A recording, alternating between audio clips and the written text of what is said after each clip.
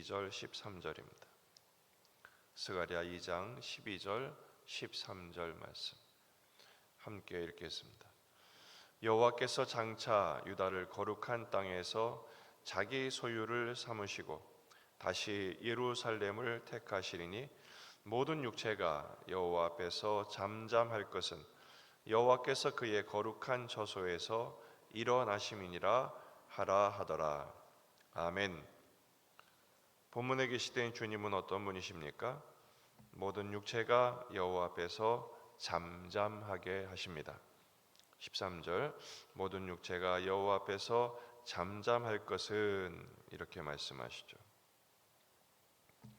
세 번째 환상의 결론이 되겠습니다. 12절 여호와께서 장차 유다를 거룩한 땅에서 자기 소유를 삼으시고 다시 예루살렘을 택하신다 이렇게 말씀하시죠. 우리가 하나님 앞에 잠잠해야 할 첫 번째 이유는 하나님이 장차 유다를 자기 소유로 삼으시고 다시 선택하시겠다고 말씀하시기 때문입니다. 자기 소유를 삼으신다. 두 가지 동사가 합쳐져 있는데요. 단어가 합쳐져 있는데요. 분깃 그리고 소유로 삼다. 하나님의 소유로 삼으신다라는 것입니다. 원래 이스라엘은 하나님의 소유였습니다. 신명기 32장 9절 여호와의 분깃은 자기 백성이라. 야곱은 그가 택하신 기업이로다.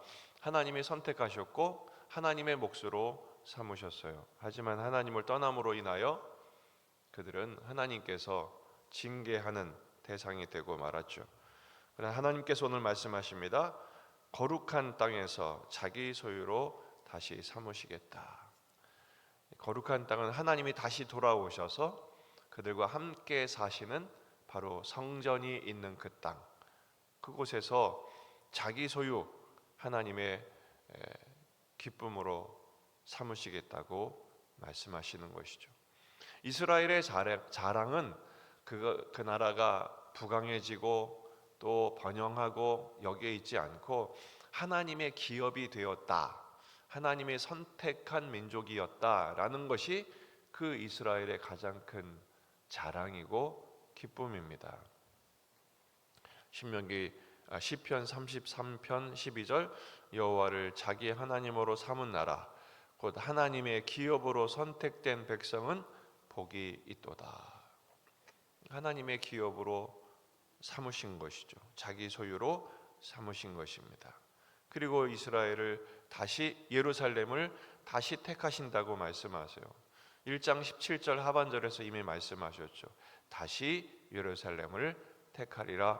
그건 뭐죠? 은혜의 기회를 주시겠다 이렇게 말씀하신 것입니다.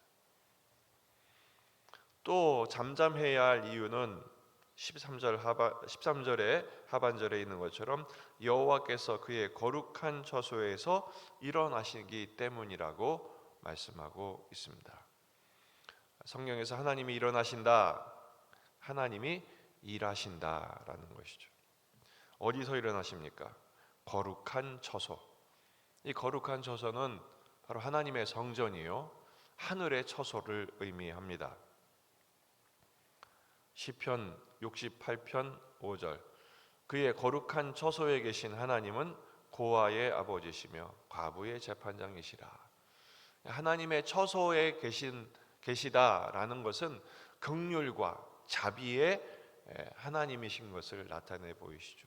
고아들, 과부들, 이 땅에서 아무 힘도 없고 방법이 없는 사람들을 긍휼히 여기시고 그들에게 자비를 베푸셔서 그들의 편이 되어 주시는, 그리고 올바른 판결을 통해서 그들에게 회복시켜 주시는 그 하나님을 의미합니다.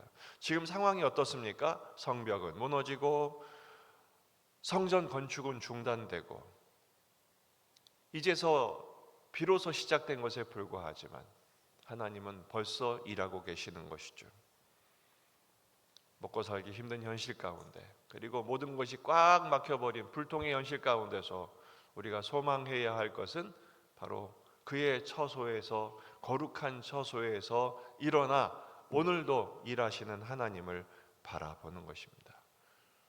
이 세 번째 환상에 놀라운 하나님의 섭리가 선포되잖아요. 성벽이 없느냐? 내가 불성벽이 되어주겠다.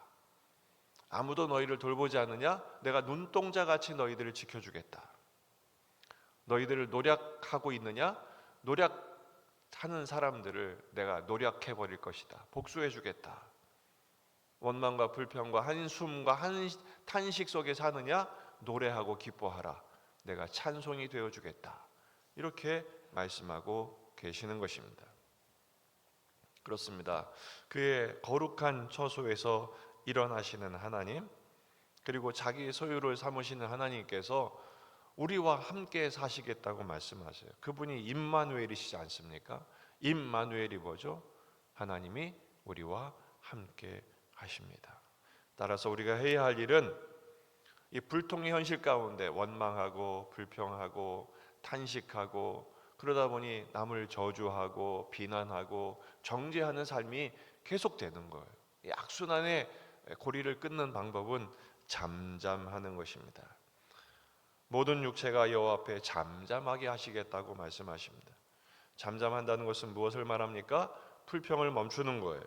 시편 37편 7절 여호와 앞에서 잠잠하고 참고 기다리라. 자기 길이 형통하며 악한 꾀를 이루는 자 때문에 불평하지 말지어다. 분을 그치고 노를 버리며 불평하지 말라. 오히려 악을 만들 뿐이니라. 침묵하라는 것입니다. 그러나 또 이 잠잠은 무조건 침묵하라는 것이 아니라 경탄하라는 명령이기도 합니다. 그게 뭐예요?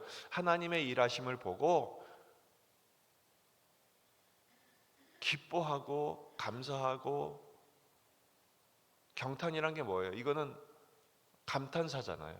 와, 하나님 정말 대단하십니다. 하나님 정말 위대하십니다. 하나님을 보고 놀라며 기대하라는 것이죠. 시편 46편 10절 이르시기를 너희는 가만히 있어 내가 하나님 됨을 알지어다.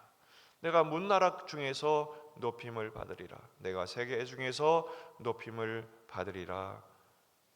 그렇습니다. 하나님은 지금도 일하고 계심을 믿으시기 바랍니다. 오늘도 역사하실 것입니다. 우리와 함께 하시고 우리를 붙드시고 노래하고 기뻐하게 만드실 거예요. 불성각이 되어주실 거예요. 눈동자같이 지켜주실 거예요. 우리를 보호하시는 하나님의 은혜 앞에서 엎드려 우리의 피난처 되신 주님 앞에 나아가 기도하고, 기도했으면 담대하게 일어나 걸어가시는 겁니다. 주님과 함께 동행할 때 주님이 우리를 붙드시고 책임지시며 하나님의 은혜로 오늘도 우리를 이끌어 주실 것입니다. 그 은혜로 승리하는 저와 여러분 되시기를 주의 이름으로 축원합니다. 기도하시겠습니다. 말씀 붙들고 우리 자신과 가정과 교회와 지역의 복음화, 민족의 복음화, 세계의 복음화를 위해서 환우들, 군의 아들들, 또 새 학기를 맞는 자녀들을 위해서 여러분 가져온 기도 제목들 가지고 계속되는 신방 일정을 위해서 또 이 나라와 민족을 위해서 간절히 기도하시겠습니다. 참 좋으신 주님, 잠잠하라 말씀하신 주님 앞에서 우리의